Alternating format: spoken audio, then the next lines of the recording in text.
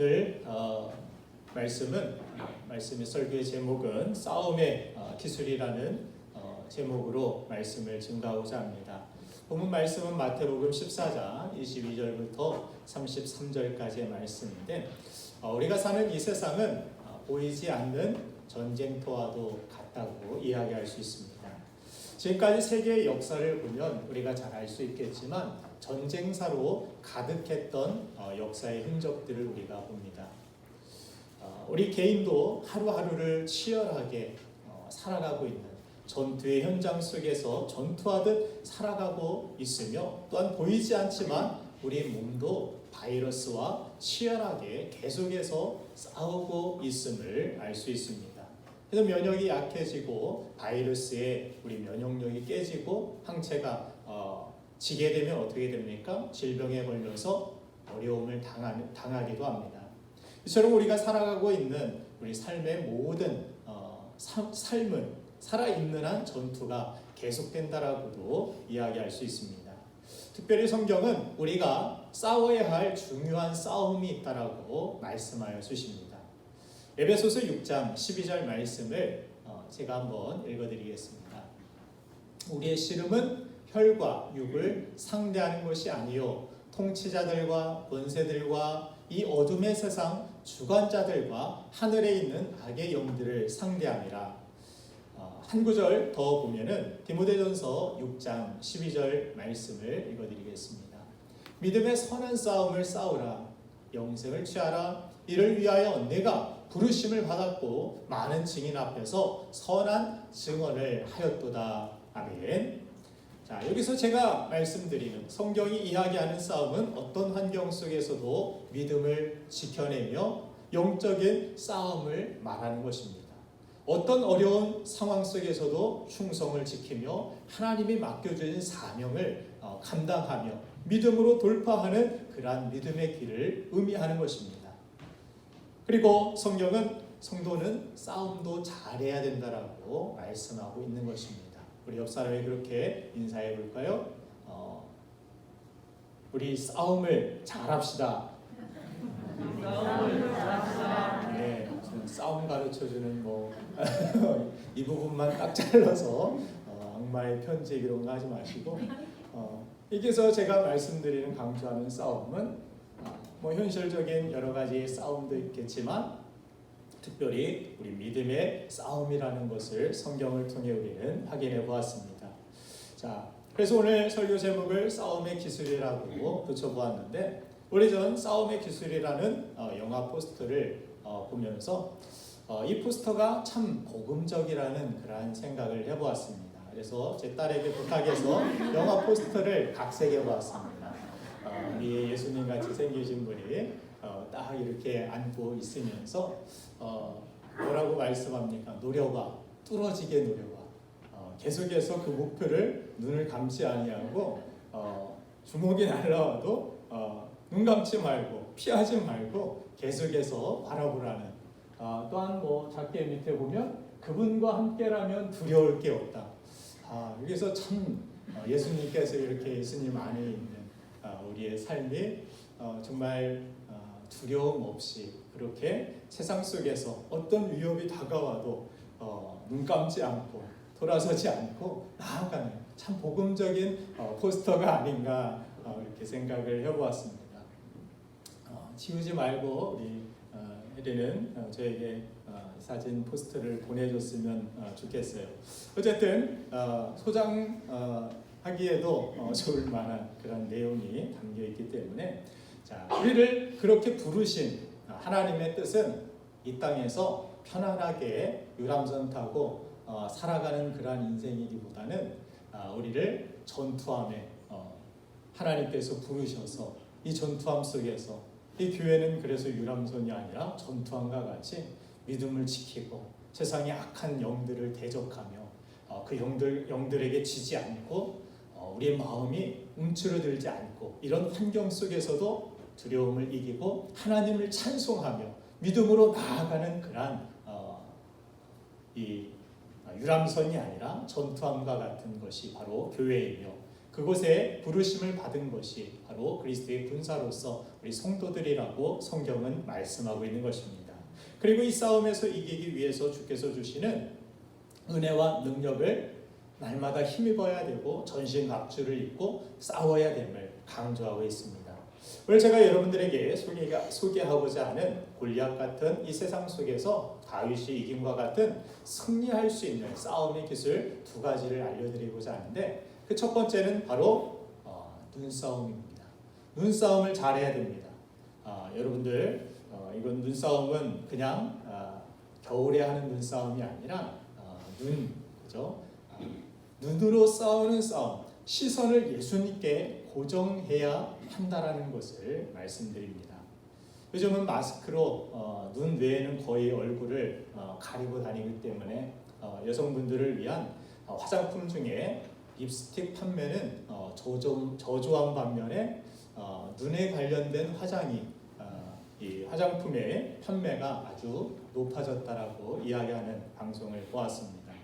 그만큼 눈의 중요성이 강조되고 있는 때인데, 저도 오늘 여러분의 얼굴 중에 눈만 볼 수 있는 그러한 상황인데, 자주 우리가 뵐 수도 없기 때문에 반가운 김에 눈으로 할 수 있는 한 가지 게임 중에 눈싸움은 좀 오래 걸릴 것 같으니까 제가 어릴 적에 그런 게임을 했어요. 너 파리 이길 수 있어? 그리고 친구가 와가지고 어떻게 하느냐면 눈앞에다 박수를 이렇게 치면 눈 깜빡이면 지는 거예요. 오늘 특별히 생일 맞은 한성 형제 우리 조교 앞으로 잠깐 나와주세요. 3번 해가지고 제가 눈을 한 번이라도 안 깜빡거리면 커피에다가 폰을 선물로 줄게요. 자, 시작하겠습니다.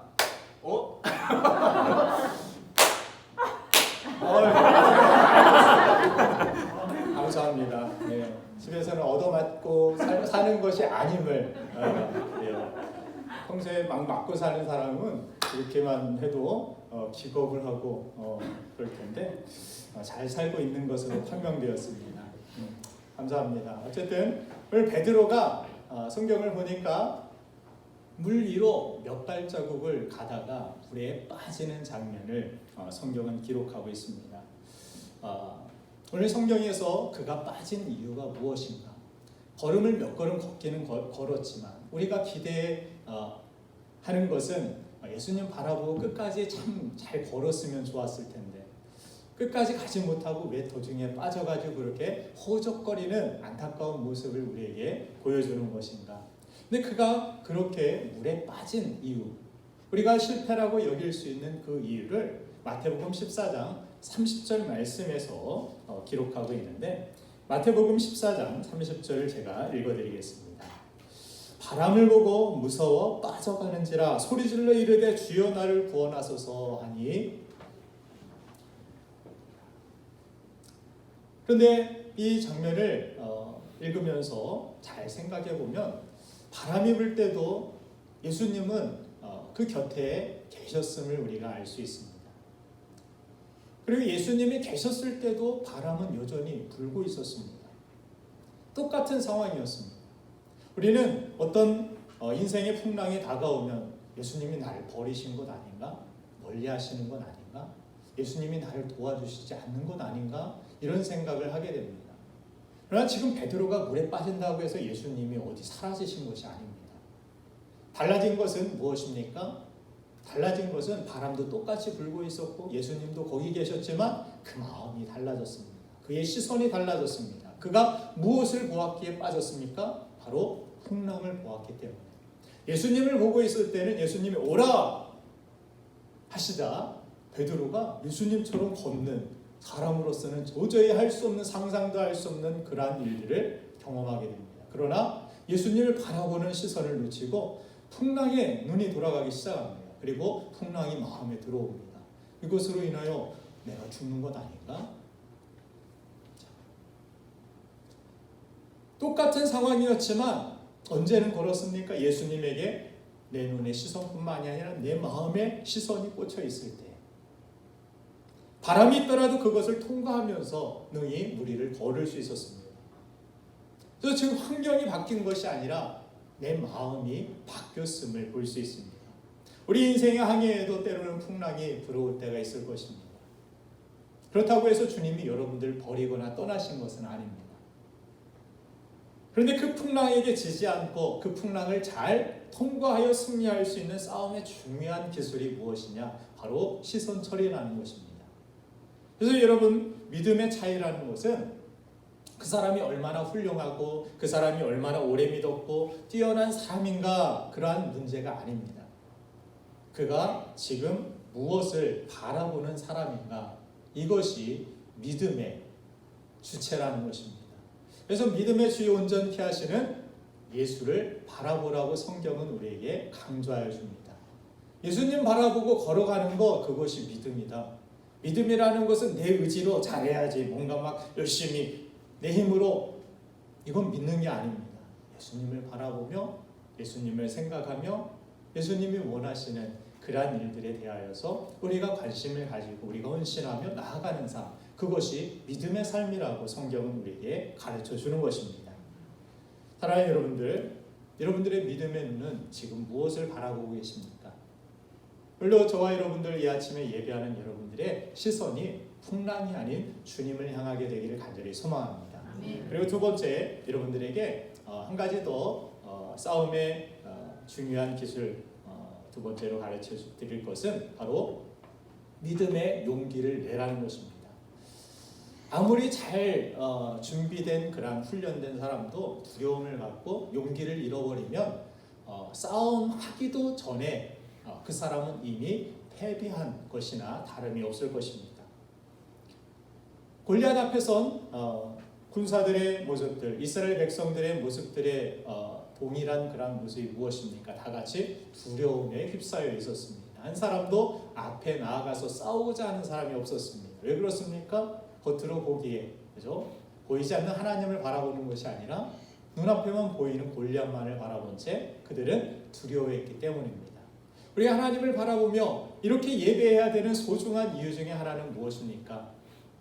이 예배를 드리고 나면은 내 환경이 막 갑자기 막 달라질 거야. 도깨비 황망이 같이 막 갑자기 부자가 되고 갑자기 뭐가 되고, 이런 것으로 하나님께서 물론 일하실 수도 있겠지만 가장 중요한 것은 무엇입니까? 기도의 응답도, 예배의 응답도, 예배의 축복도 바로 성령 하나님께서 우리의 마음과 생각을 지키시고 또한 변화시켜 주시고, 두려운 마음이 용기를 내는 마음으로, 부정적인 마음이 긍정적인 마음으로, 소극적이고 위축되었던 그런 좌절의 늪에 빠져있던 우리의 마음이 하나님을 향한 정말 열정의 사랑으로, 그런 마음으로 변화되는 놀라운 축복을 하나님께서 우리에게 허락하여 주시는 것입니다.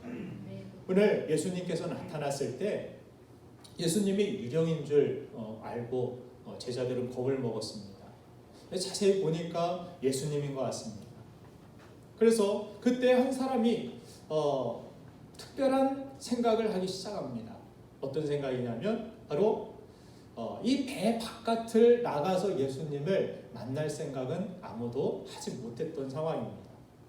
유령인지 예수님인지 잘 모르는 그런 상황이었고, 또한 배 바깥은 풍랑이 불고 있었기 때문에 위험하니까. 그런데 한 사람이 그런 특이한 생각을 하기 시작합니다. 누구 때문에? 바로 예수님 때문에.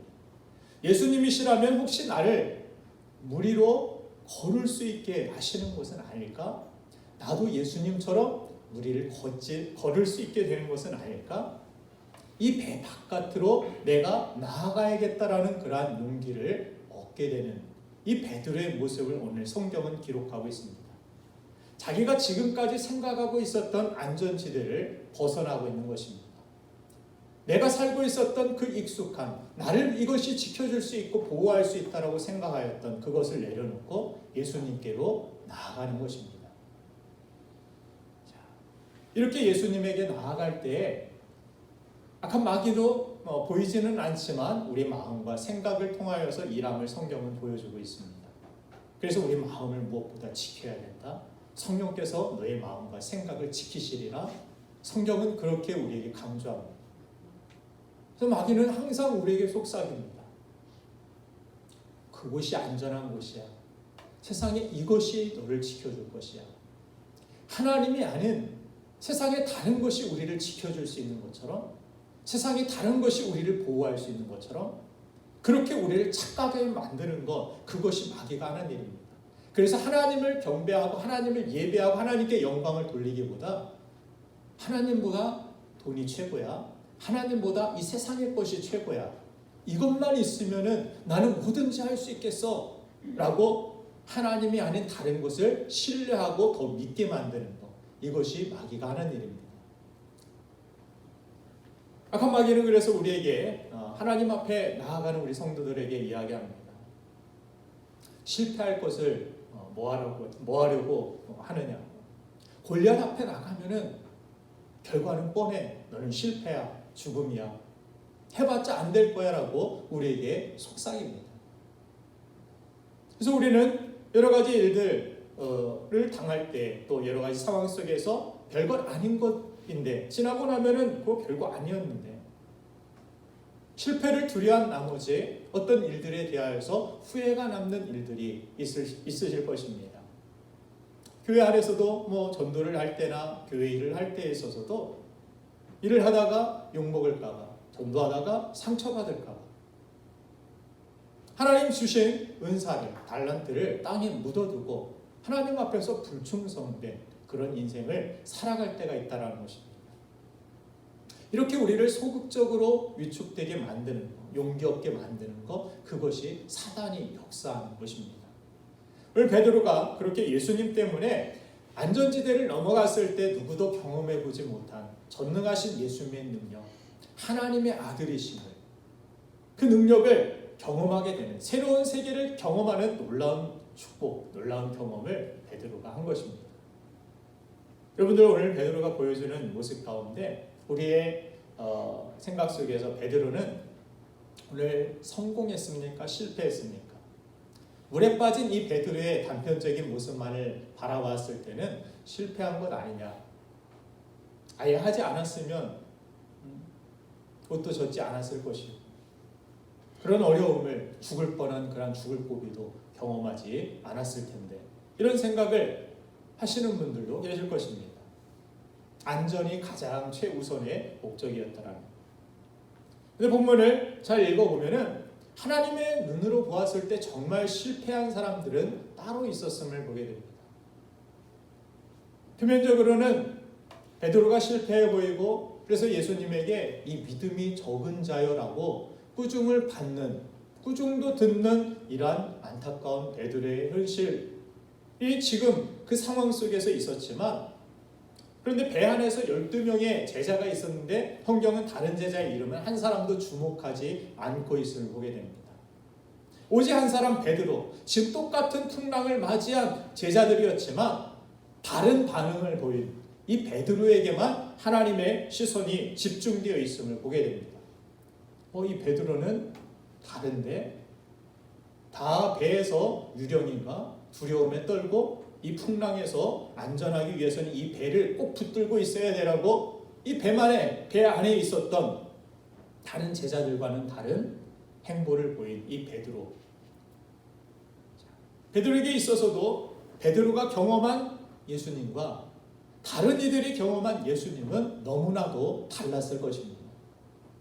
여러분들, 건져내는 것을 주변에서 이렇게 본 사람하고 직접 건짐을 받아서 막 구원의 어떤 체험을 경험한 사람하고는 그 이후의 삶이 다르고 고백이 다를 수 있다는 것입니다. 아마 베드로는 오늘 우리가 단편적으로 읽은 본문을 보면은 실패한 것 같아 보이지만, 그는 그 이후로 아마 계속해서 생각했을 것입니다. 혹시 살다가 내가 실패하고 넘어지고 내가 빠지고 연약함 때문에 어려움이 내게 있다 할지라도 이 예수님과 함께 살아야겠구나. 이분은 절대로 놓치지 말아야겠구나. 또한 내가 실패할 때도 이분은 나에게 찾아와서 손을 내밀어 주시고 나를 건져내어 주시는 분이구나. 내가 지금 비록 반석이라는 이름에 걸맞지 않은, 보잘것없는 정말 작은 돌멩이와 같은 그러한 삶을 살아가고 있고, 내가 주님께 더 가까이 가야겠구나라는 이러한 생각을,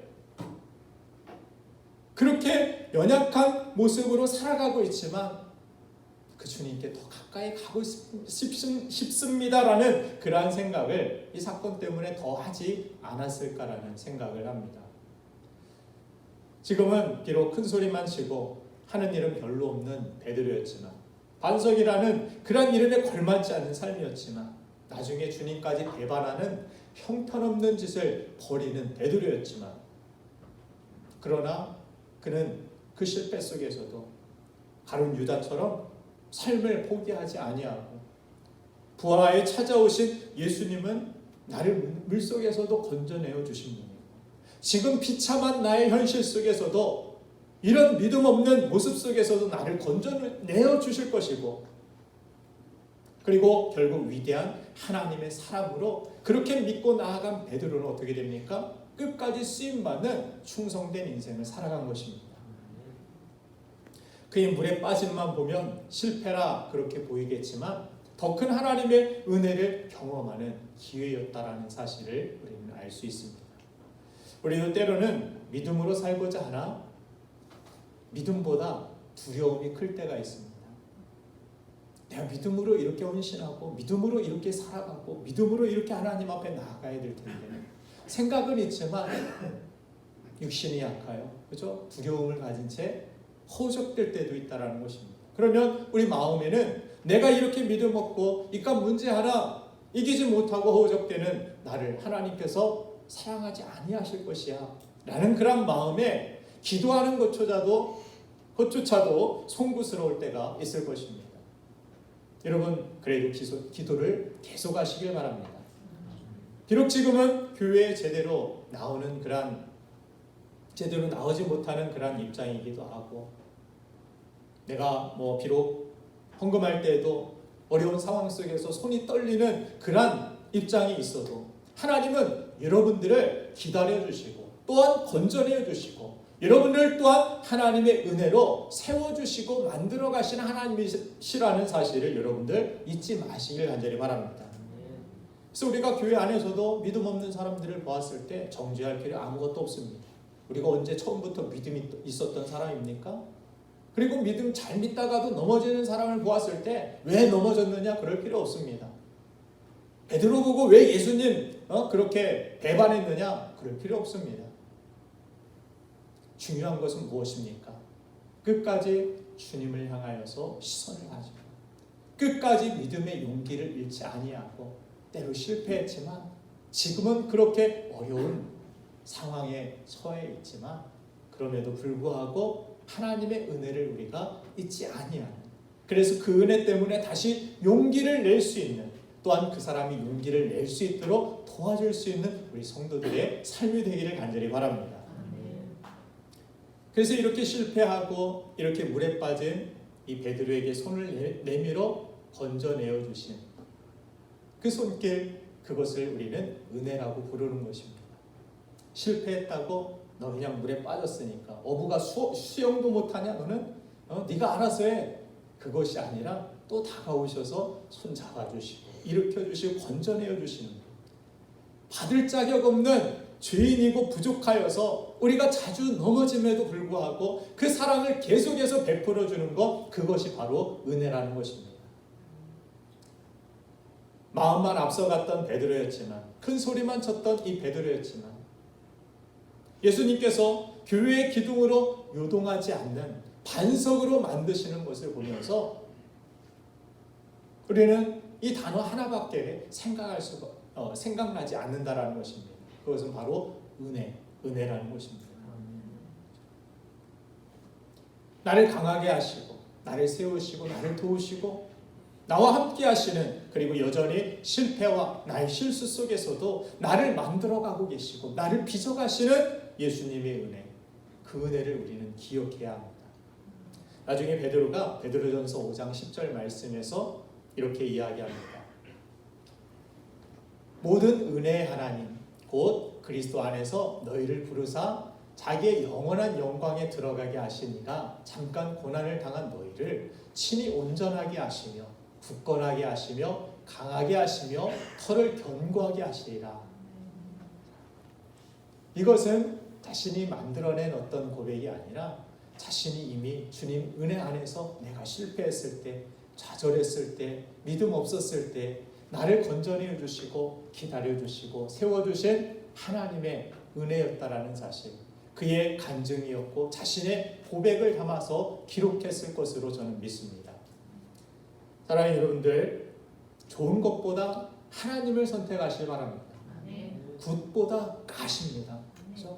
좋은 것보다 하나님이에요. 잠깐 좋은 것만 선택하다가 가장 좋은 것을 놓치는 어리석은 삶을 살지 않길 바랍니다. 안전한 삶만을 선택하다가 하나님을 놓치지 않길 바랍니다. 세상에 좋은 것만을 선택하다가 하나님을 잃어버리지 않길 원합니다. 좋은 것, 안전한 것만 선택하면, 넓은 문으로만 나아가면 하나님을 잃을 수 있지만, 우리는 좁은 문 속에서도, 어려운 속에, 풍랑 속에서도 베드로처럼 예수님께 나아가고 용기를 내어 예수님께 더 가까이 가는 삶을 살아간다면 우리는 하나님의 놀라운 은혜와 가장 좋은 것을 하나님으로부터 얻게 될 줄로 믿습니다. 주님은 오늘도 우리 각자가 타고 있는 그러한 배에서 한 걸음 나오길 원하시는 줄 믿습니다. 불평의 배에서 감사의 걸음으로, 원망의 배에서 소망의 걸음으로, 좌절의 배에서 용기의 걸음으로 주님께 한 걸음 베드로처럼 나오라고 이 말씀을 통하여 우리에게 주님은 우리 마음속에 또한 주님의 음성을 들려주신 줄로 믿습니다. 새로운 걸음을 딛기를 원하시는 주님의 이 말씀이 지금 여러분들의 마음에 들린다라면, 나도 한번 주님과 함께 살아봐야겠다라고 하는 그런 마음의 동요가 우리 마음에 일어나고 있다라면 이제 믿음의 용기를 내어서 그 걸음을 걷기 시작하는 저와 여러분들이 되기를 주님의 이름으로 축원드립니다. 그 놀라운 하나님의 은혜가 실패처럼 보였던 이 베드로와 같은 우리에게도 동일하게 부어주셔서 결국에는 모든 것이 합력하여 선이 되게 하시고 하나님 앞에 영광을 돌리는 여러분들의 인생이 될 줄로 믿습니다.